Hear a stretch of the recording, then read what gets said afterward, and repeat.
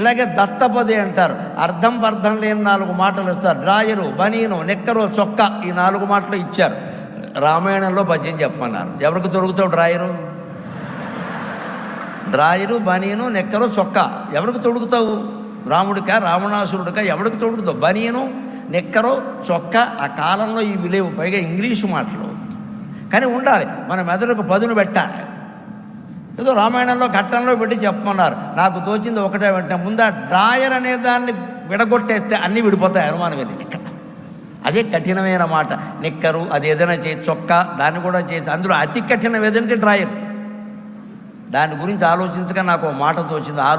ఆలోచన గమనించండి. యువతరాన్ని ఆశీర్వదించి చెబుతున్న ఆలోచించండి. ఆలోచనకి సాధ్యం కానిది ప్రపంచంలో లేదు. Think it over. ఆలోచించండి, డీప్గా ఆలోచించండి. మీరు ఆలోచించడం మొదలు పెడితే 1000 కోట్ల